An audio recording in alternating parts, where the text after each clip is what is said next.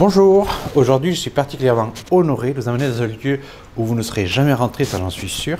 Nous sommes à l'abbaye Sainte-Scolastique à Dourgne et pour la première fois, la communauté des religieuses bénédictines Sainte-Scolastique nous a autorisé à pénétrer à l'intérieur de la clôture pour aller à la rencontre de sœur Clotilde notamment, qui est en fait céramiste et produit des santons. C'est un privilège et c'est surtout une première fois, alors on y va ?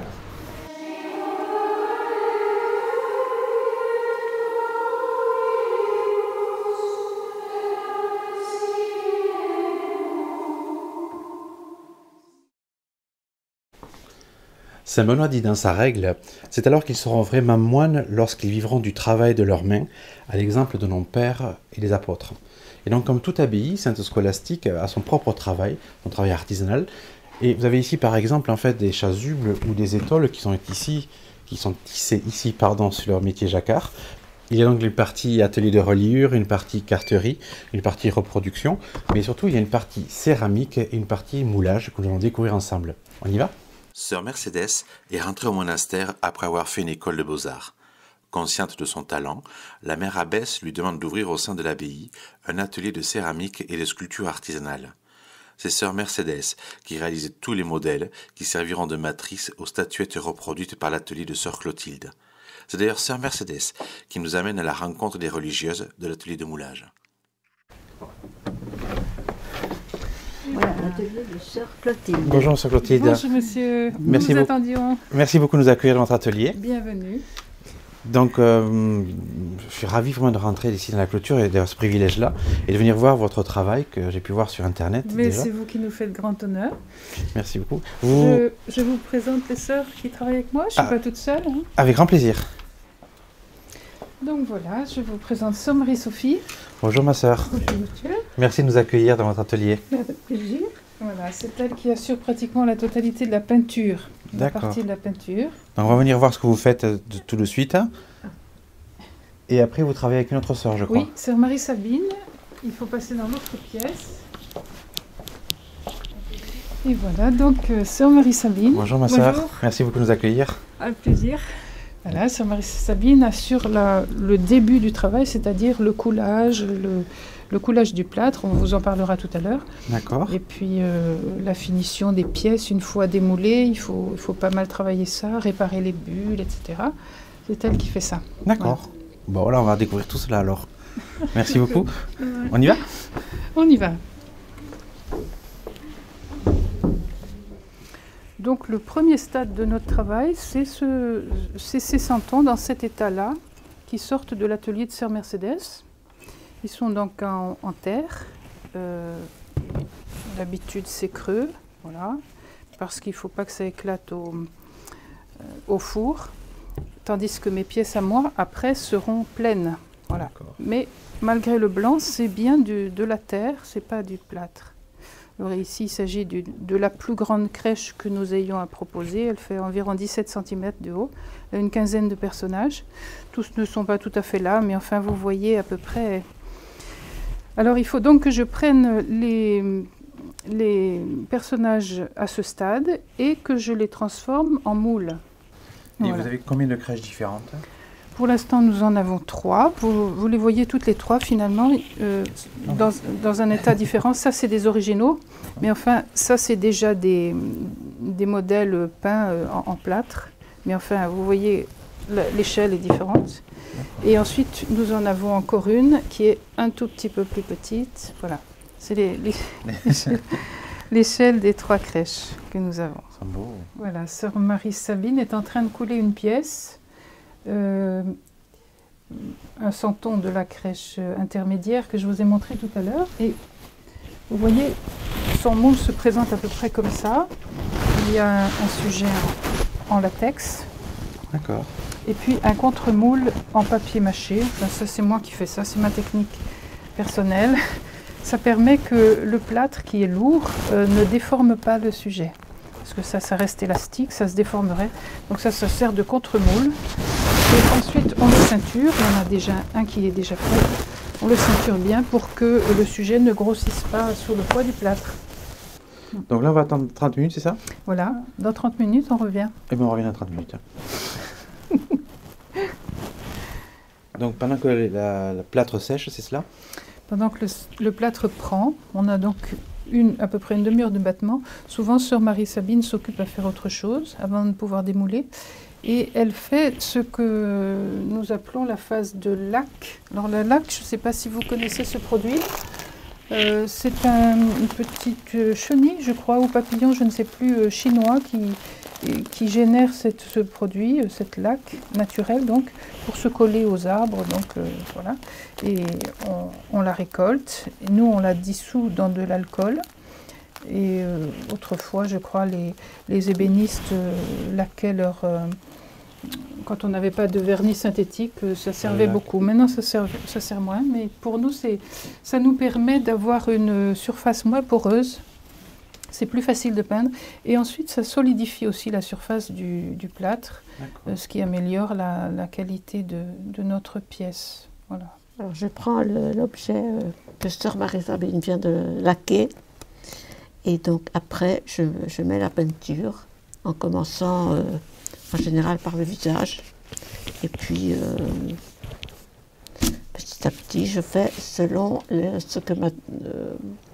ce que sœur Mercedes nous a indiqué comme couleur. Souvent, il y a des mélanges de couleurs à faire, ce qui est intéressant d'ailleurs, mais délicat. Parce qu'il faut vraiment des proportions qui sont très importantes. Il y a des formules secrètes de couleurs. Hein? Il y a des formules secrètes de couleurs. Oui, un peu. Et puis quelquefois même, enfin, bien que on fait ce qu'elle dit, mais on peut interpréter quand même un petit peu. Légèrement.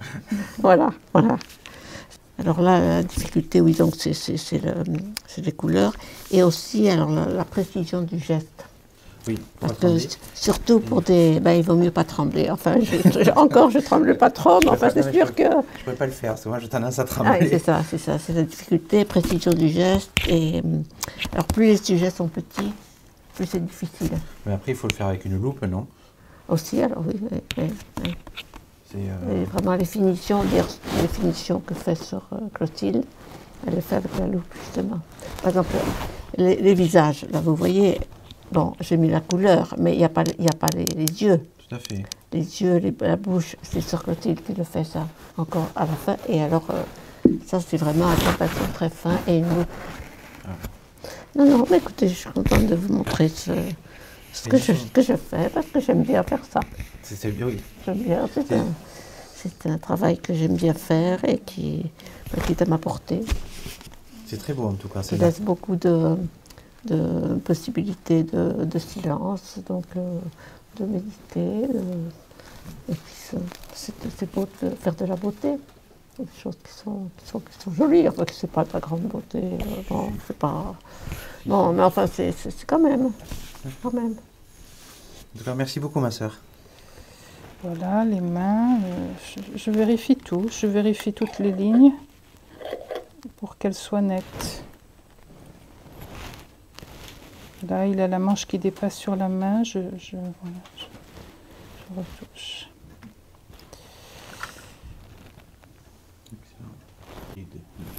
Des heures passées dessus, c'est pas possible. Oui, je pense qu'elles sont effectivement sous-évaluées.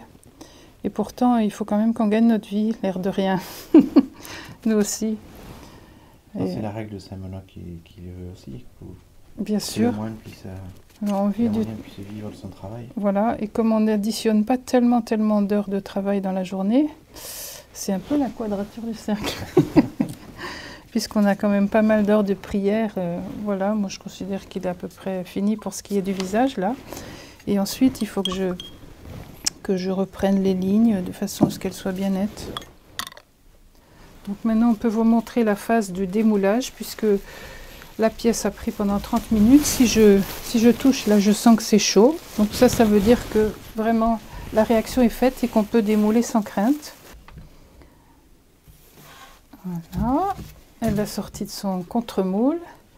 Maintenant, elle va mettre du savon liquide un peu partout. Elle le met sur la tête. Et on démoule. Alors en connaissant bien les pièces, on sait qu'à tel endroit, il y a un endroit un peu fragile, on fait attention. On peut y aller plus franco sur d'autres parties. J'espère que vous n'allez pas assister à un drame en direct.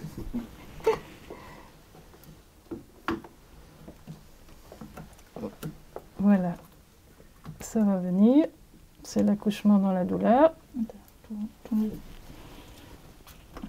Bravo! Zéro faute. Il y a ça à faire oublier, vous voyez? C'est une imperfection qui est au pied, à l'endroit du coulage. Tous les mouleurs savent ça et il y a au moins au minimum ce travail à faire. Même quand il n'y a pas de défaut, il va falloir faire oublier ça, vous voyez? Alors moi je fais comme ça, je m'en réserve un peu là et je peux le remettre de façon à faire... voilà. Et ça, il faut, si possible, le faire dans la même journée. D'accord. Et dans là, sœur Clotilde, c'est la finalité de votre travail que nous retrouvons ici dans la boutique de l'abbaye. Bien sûr, bien sûr. Avec représenter un petit échantillon de votre travail. Presque la totalité, je pense, oui. Donc on retrouve les crèches, effectivement, que nous avons vues. Nous retrouvons... alors j'ai vu le petit personnage, ah oui, c'est celui-là, le Saint-Joseph que j'ai retravaillé devant votre caméra, oui, c'est celui-ci, voilà. On a peut-être vu celui-ci aussi. Ah oui, avec les bras. Voilà. On a vu le père Charles de Foucault. Voilà, sœur Marie-Sabine était en train de démouler cette pièce, là, avec le problème de ses coudes, et on la retrouve ici, effectivement. Elle est vraiment sublime. On retrouve les petits anges qu'on a vus tout à l'heure également. Voilà. On retrouve... Donc tout votre travail, on peut le venir en fait l'acquérir ici, oui. Donc soit sur commande, donc sur internet, Oui. Sur le site de l'abbaye en fait d'Incalcat, Oui. la boutique est en ligne, mais ici Voilà. également en boutique. Surtout ici, hein, parce que sur le site, bon, ça marche pas tellement bien. D'accord. Voilà. Bon, il vaut mieux venir ici au contact. Les gens viennent peut-être ici plus spontanément, et puis nous avons quand même pas mal de revendeurs dans les réseaux de boutiques monastiques.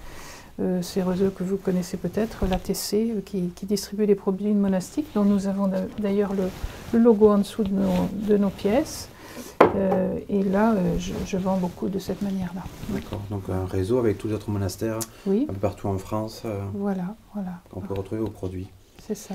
Merci beaucoup, sœur Clotilde. Merci, monsieur Rivière. Je suis ravi de vous avoir rencontré. Merci beaucoup de l'immense honneur que vous nous avez fait de pouvoir rentrer dans votre atelier. Je sais qu'en fait c'est fermé au public et que... Merci de vous intéresser au travail démonial. Nous aussi, nous vous remercions beaucoup. C'est tout à fait normal. Et puis vous avez fait en fait un très très beau travail. Et j'espère que les gens en fait viendront vous rencontrer et vous voir et votre travail ici. Eh bien, si ça peut les intéresser, on n'aura pas travaillé pour rien. Voilà. Du tout, on ne travaille jamais pour rien. Merci encore, sœur Clotilde. Remerciez toutes les sœurs et toute la communauté. Merci, je n'y manquerai pas. De notre part, merci beaucoup de votre accueil. On a passé un temps fabuleux. Et, et j'espère que beaucoup de gens ils vont visiter votre blog, qui le mérite. C'est gentil, l'espérons aussi en tout cas. Merci encore. Et merci à Justin pour ces belles images. Toujours très très belles images, vidéos et photos. En tout cas, merci à vous et puis je vous donne donc rendez-vous très vite pour de nouvelles aventures. À bientôt.